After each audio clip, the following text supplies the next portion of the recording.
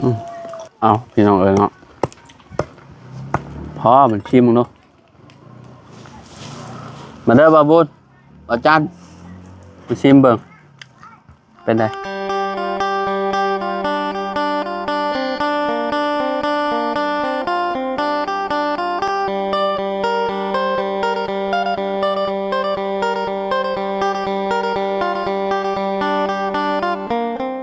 กราบสบายดีสวัสดีพ่อแม่พี่น้อง FC เบิร์ดสุขุสุคนเนาะบ่ว่าสิอยู่ในและกระต่างประเทศพี่น้องมาพบมาพอกันกับเฮาคือเก่าคือเดิมพี่น้องเนาะเพิ่มเติมคืออยู่ที่เฮือนน้องหัวคือเก่าคือเดิมเด้อพี่น้องเด้อเนาะเข้ามาหาน้องเพิ่นอีกก่อนพี่น้องเอ้ยเนาะบ่ฮู้ว่าเพิ่นเฮ็ดหยังอยู่พี่น้องเนาะเก็บหมักตุ้งหมักแตงอยู่บ่หรือว่าจังใดเนาะไปเบิ่งไปชมกันพี่น้องพี่น้องเอ้ยเนาะมาหาหลักบักแตงอีกแล้วทางนี้หลักบักแตงน่ะใช่โอ้ยเจ้าของบ้านเจ้าของเฮือนเองบ่ซะคิดว่าโจรขี้ลักจะดอกคือว่าสมอยสิมีอยู่เนาะแนมหากับบ่พ่ออยู่เนาะกำลังก้นมันอยู่ใช่มียังบ่เบิดบ่บักแตงน่ะยังอยู่บ่ไปเข้าไปเบิ่งบักแตงผมอยู่ในผมเนาะเที่ยวก่อนสวนเราเลยสิดับเลยเข้าแต่ละเทื่อก็จะได้คลิปกับ2รอบแล้วเทื่อกับ2รอบ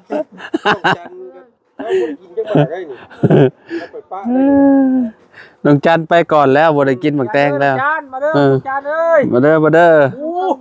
เฮ้ยแตงใหญ่โอ้หลายเนาะปอนี่มันต้องเมนูให้ไหนโอ้แล้วห่วงคือยังในเมนูนี่ใช่กินของเราเบิดบ่ได้เด้อเจ้าเด้อโอ้ตัวใหญ่เลยเดี๋ยวมันกระโปรงใหม่อีกปอเมื่อวานนี่คือว่าเก็บไปเลยรอบหนึ่งมันขึ้นใหญ่ไวแท้นี่เหรอโอ้ยาวคักลีเนาะตัวกำลังเป็นเนาะตัวกันเนาะแม่นมักทั่วก็กำลังเป็นเฮ้ยโมเมนต์สมแตงว่าซั่นโมเมนต์มักแตงน้อยมักแตงบ่ใหญ่อันนั้นมักแตงใหญ่ดิเจ้ายาวๆพร้อมตัวเพิ่นก็กำลังเนาะกำลังเป็นแม่เนาะตำบ่กำลังตำกินกับกีหนังเนาะแม่นแม่อยู่ป่ะแม่เราไปเอาประกันกับอ้ายเดี๋ยวประกาศอ้ายประกาศอยู่แซ่โอ้ใช้เอาปิ้นให้บ่าวจันนำใช้โอ้บ่ยาแล้วปิ้นให้เราแล้วเอาไว้ตำเนาะใช้ขอแต่ว่าใช้ได้วันหัวใบมันลายแล้วหมักแตงชะวัวนี่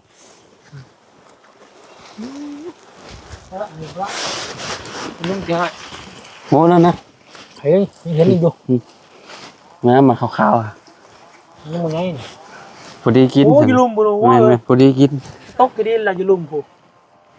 ลุมรังนะพังแงงเอาคือวันนี้พอดีแซ่บหมักแตงแบบนี้นะตลอดไม่ต้องเบื่อเนาะ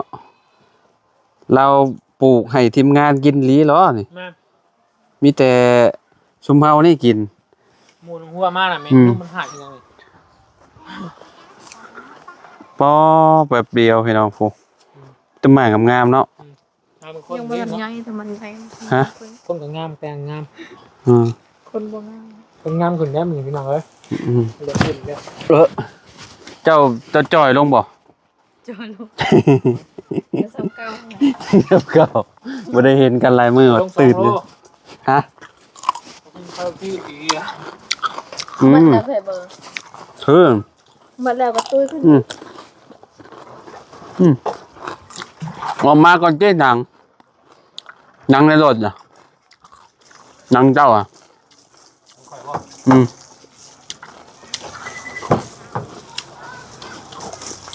นั่งรถแล้วพี่น้องเอ้ยฝากน้องเพิ่นพี่น้องเอ้ยสบายดีเด้อโดยนั่งรถก่อนเอากี่หนังฮะบนหนึ่งกระยะเขากินจะหนังก็ได้กี่หนังเค็มกินบุกินมาอะไรเฮือนน้ำบนกินนี่ กินกับบ่าวจันแหละว่าวุ้นชาละวันเนี่ยมีบ่ไฟฮะประมาณ5 โลกว่าแล้ว7 โลบ่เกือบ10บ่จัก โอ้ประมาณ7-8พอแล้วเขาว่า อ๋อตัวนี้โอ้โห อ๋อมีแต่ใบงาม มันก็ถ่ายให้ทางแมวนี่เบิ่งกัน ๆคือเจ้าคายนี่ก็เจ้าได้เงินหลายเลยใบตองพี่น้องเอ้ยเนาะอันไปนั่นแหละเฮ็ดบุญนำพ่อว่าจันพี่น้องเอ้ยเนาะแผ่ใบตองน้ำนองหัว ใบตองน้องหัวมันเอาไว้ให้แล้วกระสอบนึงได้กระสอบนึงตอง พรมน้ำเมี่ยน ได้กระสอบนึงได้นึงไปเบิ่งน้องแช่อีก หลายพี่น้องเอ้ย เอาไว้ห้องน้ำเนาะมันจังชื้นเนาะ แม่นเอาไว้ในอันนั้นห้องน้ำ ชื้น เพราะว่าให้มันสุ่มเด้บ่ให้มันเหี่ยว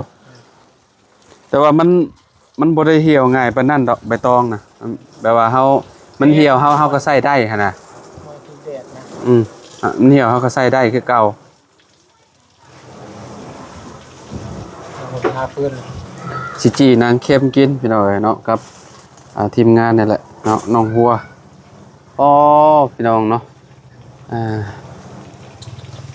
นักไปเลย นักมีแต่ฝากไว้อยู่ในเฮือนเพิ่นก่อนเนาะ ฝากไว้เรื่องไปหล่นตัดเลย ไว้รถมัน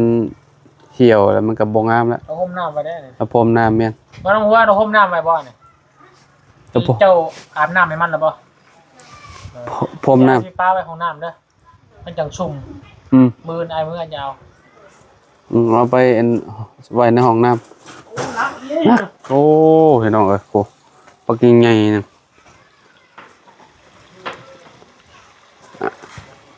น้ำมาแห้งอีหลีน้ำเนาะโอ้พี่น้องเอ้ยแห้งได้ใจอีหลีร้อนใส่ซ้ำที่ใส่นี่โอ้ว่าจานเฮ็ดหยังอ่ะนี่ ล่างรถ อ๋อพี่น้องเอ้ยโอ้เฮ้ยดี ทางน้ำมันขุ่น น้ำบ่ได้เค็มบ่ว่าน้ำอะน้ำมันเค็มมันอันตรายเลยโทษรถนะ แห้งนี่อยู่เนาะ แหงเนาะโอ้โตเด้อกระเจ้ามาเลยคนพุ่นคนอมกุ๊บ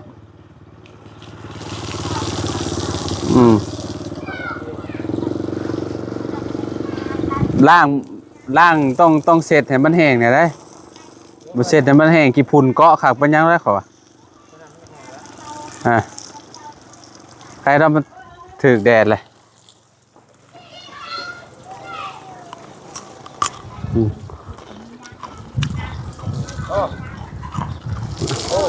เอาล่างรถใหม่พี่น้องเอ้ยเนาะมาเพ่ไปเป็นพี่น้อง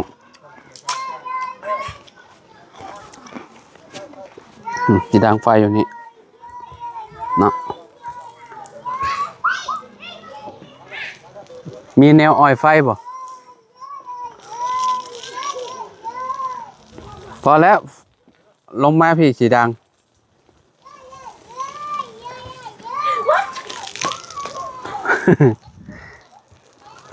ใช้ไฟแสกไฟแสกดิ ไม่อยาก บ่มีกาไฟบ่กาไฟแสกนี่นะจูดไฟนี่นะสีดังไฟนี่บ่มีไฟแสกก็แล้วถามหาไฟแสกจักบ่จักเขาไฟแสกโอ้แล้วกันน่ะ เป็นของเชื่อนะเป็นเงี้ยหนึ่งนะ นี่ว่าไฟ เบิ่งปุ๊บ เลี้ยงไฟ ใช้ไฟแสกโอ้ คนมีไฟ ใช้แล้วสีดังแบบไร หมดไฟแล้ว ได้นี่กระป๋องนี่นะหัวนั่นนะเจออยู่ว่า จูดรถชงเด้เขาว่ะมาพี่ไอ้สีดังมาพี่มาเอาถุงมาลดเอาถุงขอบแคบมาไปมีมาถุงขอบแคบขอโตดังไฟก่อนแป๊บหนึ่งพี่น้อง ดังไฟก่อนเอาถุงกบแคบมาก็ได้รอนั่นก่อนรอเอาถุงนั่นมาจูดก็ได้บ่มีเนี่ยแนวอ่อยไฟน่ะเราเอาหยังฉะดังซะอยู่ในเทิงเฮือนบ่ฮู้ว่าแม่นมเอาหยังดังไฟซะแม่นมเราเอาหยังดังไฟซะถุงขนมก็ได้จะซองกาแฟก็ได้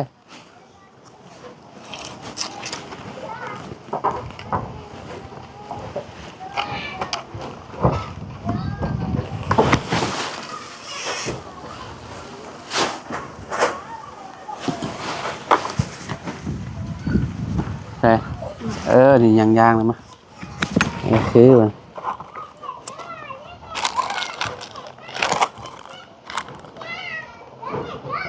ไฟดีดกับไฟดีดตาคือว่าเด้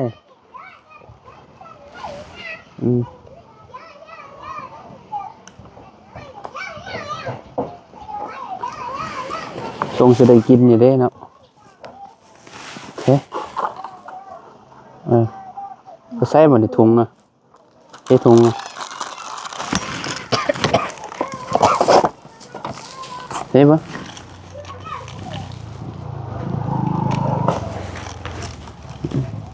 ตั้งไฟจีนางพี่น้องเอ้ยใส่บ่เห็นไหม หาแนงน้อยมันตี้บ่ คือว่านี่มั้ยเอาแนงน้อยๆมั้ยครัวเอาแนงน้อยๆมั้ยมันสิติดอยู่หรอกคุณได้แล้วบาทน่ะไม่ขี้เล็กเด้นี่น่ะเนาะ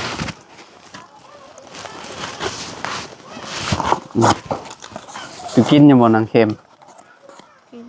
โดนกินนางเค็มฮะยังบ่ได้กินข้าวบ่ตื่นมาแล้วไปเอาใบตองให้เอาบุญหิวข้าวบ่ตอนนี้ยังบ่ทันหิวบ่เอาได้แล้วบาทพี่น้องเนาะแป๊บเดียวเนาะเฮ้ยเอากับคืนกับไฟเจ้าติดแล้วพี่น้องเนาะย่างยังเด้ดังไฟเนาะดังไฟกี่นางเนาะกว่ากล้วยยังยากกว่าว่ะเอาขาเบิ่งนำกันพี่น้องเนาะตอนจีนางเค็มเฮาแม่นควันพี่น้องเนาะอ๋อท่ให้ไปนมเฮาอยากลองเบิ่งนะนี่อยากลองเบิ่งว่านางเบาจันเพิ่นชื่อมาแต่ไส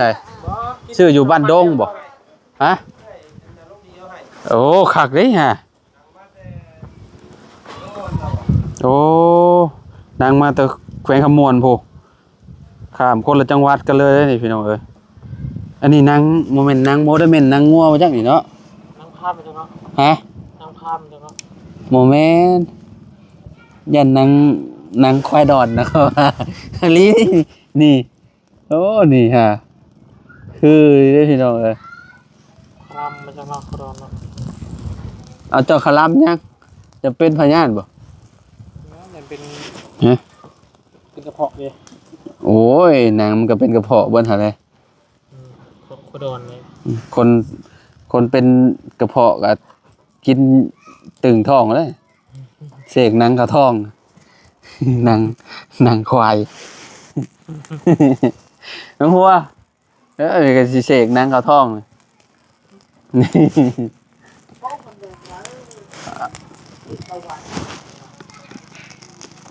นางงัวน่ะกินกันสิอีกแบบหนึ่งเลยพี่น้องเนาะก็สิแตกต่างกันอยู่อันนี้เป็นนางโมเมนต์นางงัวตัวนี้เขาเบิ่งครั้งแรกมันนาง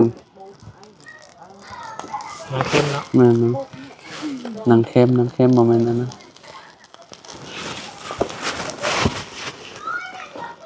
นางมาเองก็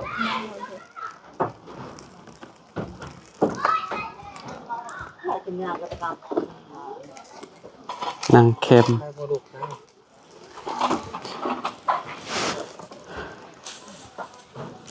คอยเห็นกับเจ้าหมักจีนะหมักจีแก้มเล้าหนังนะอันคนที่ว่ากับเจ้ากินเด้เหล้าขาวพี่น้องเอ้ย เนี่ยกระดาษคือ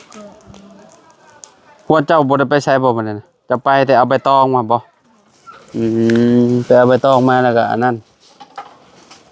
ข้าวเช้ายังบ่ได้กินให้นมเราก็ไปเก็บผักจุมเฮากับไปกินปิ้งปลาเฮือนน้องบุตรน่ะเราอัน วันนี้เขากินอ่ะอยู่บ้านกินรวมอยู่เฮือนเลยจะหา แม่นบ่น้องปุณนาก็แชทมาชวนชุมข่อยคือกันแชทมาว่าเพิ่นว่าบุญเดือน3พุ่นน่ะ บ่น่าบ่ เฮือนเอ้ยนอนอยู่บ้านกินนม มีบ่กินข้าวบ่ข้าวใหม่บ่ เดี๋ยวนี้ป้า เขาจะแลบ่เพราะ อืม เอ้า ไปสำนียัดหมด โอ้ยเจ้ากินเบิดมื้อน้องปุณนาว่าเบิดมื้อเลยมื้อเพราะว่ามื้อมันเด้ อันนั้นเฮือนฮบมัน มื้อมันแล้วว่ะมันก็เบิดมื้อแล้วว่ะ ดอกลำหอม เมื่อกี้นี่ก็แชทมาอยู่นี่แล้วบ่าวเขาบ่ได้สิเข้ามาอยู่น้องปุณนาน่ะ ไปกินเจาะเมื่อกี้อ่ะรอแล้ว ถ่ายมาเห็นน้องไส้ก็ไปแหละมันไปเฮือนหมู่เพิ่น เขาจะแล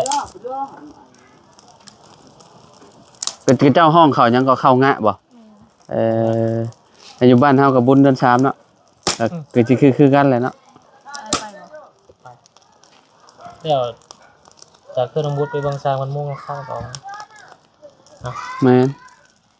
ก็บ่เป็นหยังเบิดก็ไปเล่นน้ำน้องแล้วน้องเราชวนเด้อ แม่นก็ไปแวะจักเล็กจักน้อยเนาะ แม่นฮับปากก็เด้ว่า แม่นน้องเพิ่นว่าให้มานี่แล้วเยี่ยมยามเพิ่นแหละบ่ได้ไปแต่บ่ได้แวะหาน้องปูนาแต่โดนเลยพี่น้องเอ้ยเนาะคือแบบ ไปเฮือนเอ้ยน้องเลย ฮะ ไปเฮือนเอ้ยน้องเลย เฮือนเอ้ยเจ้าบ่เพราะว่าตรงข้ามกันเนาะตรงข้ามกับเพื่อนปูนาเลย เฮือนเอ้ยน้องอยู่ข้างนี้ มื้อสมข่อยไปเอาอันนั้นก็เห็นอยู่เฮือนเอ้ยเจ้าฮู้จักอยู่ครับฮะอันนี้แหละน้ำหอมแล้วตอนนี้น่ะหอมกุ้มๆบ่แล้วนี่คะแนนถึงเสื้อผ้านี่เอาจีนางเข้ม เอาพี่น้องเอ้ยนี่มีแต่พริกปลาเมี่ยนแล้วก็อันให้มันใหม่แล้วจังเอาออกมาทุบเนาะพวกเนาะเอาพี่น้องนะตอนนี้ก็เริ่มใหม่สิเบิดแล้วเนาะสิให้น้องหัวเพิ่นชิมเนาะอันนี้มาเจ้าว่ามาแต่แซ่นี่หัวเจ้าหนังนี่มาแต่ต่างแขวงพุ่นเด้มาแต่แขวงขมวนพุ่นเลยอารมณ์ดีฝากบ่าวจันทุบ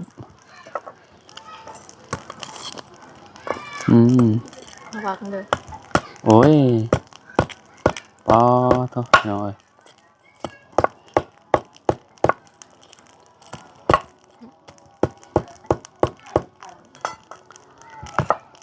ถูกไปถูกมาเนี่ยถูกมือตัวเองคือว่าได้เนาะ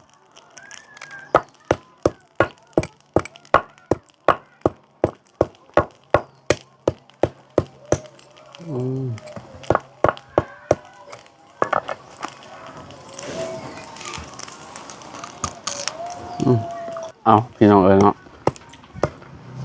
พอมันชิมมึงเนาะมาเด้อบาบุญอาจารย์มาชิมเบิ่งเป็นไง แซ่บ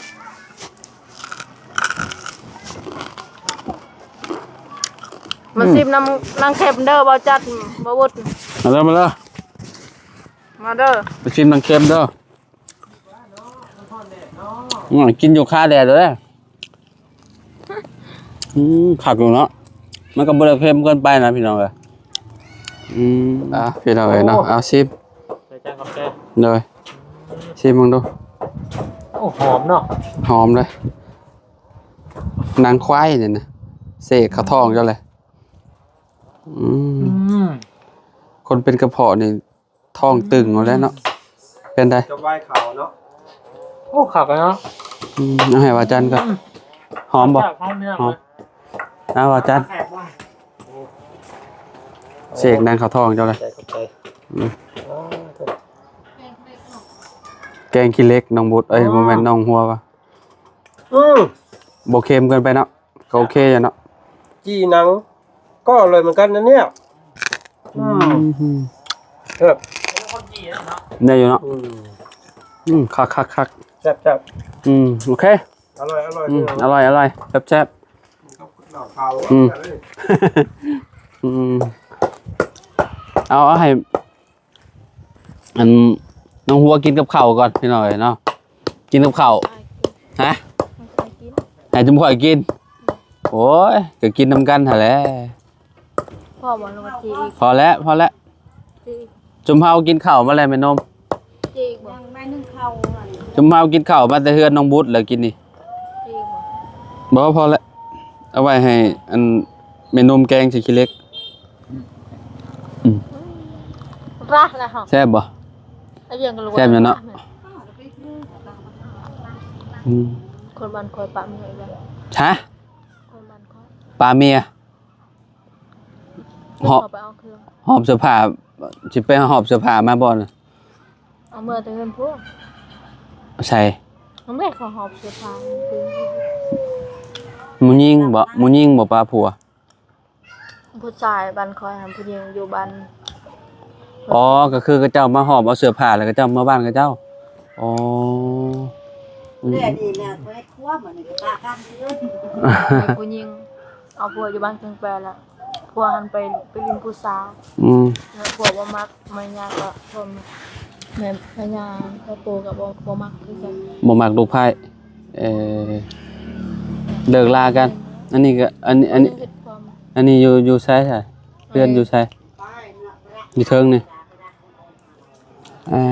ผัวไปหาเงินเฮ็ดเวียกแล้วเมียบ่ได้เห็นจักกี่พันลูกอยากกินขนมก็บ่มี ดูเมียบ่เห็นเงินนำเลย บ่มักไว้นี่แต่เฮือนตลอด โอเคใช่พี่น้องเอ้ยเนาะซุมเฮาก็สิขอโตวแล้วเนาะพี่น้องมื้อนี้ก็ได้กิน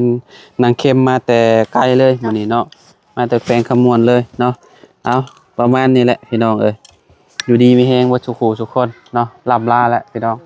เอาสบายดีเด้อแม่นมเด้อเนาะโดยแม่โดยเนาะแม่นมให้อยู่กินข้าวอีกแล้วพี่น้องเอ้ยเนาะโอ้ยเนาะจังใดก็ขอบคุณพ่อแม่พี่น้อง FC บัดสุขุทุกคนเนาะขอบคุณหลายๆเด้อพี่น้องเนาะฝากกดไลค์กดแชร์หน่อยเนาะสำหรับคลิปนี้เนาะขอกล่าวคำว่าสบายดีพี่น้องพบกันใหม่เนาะ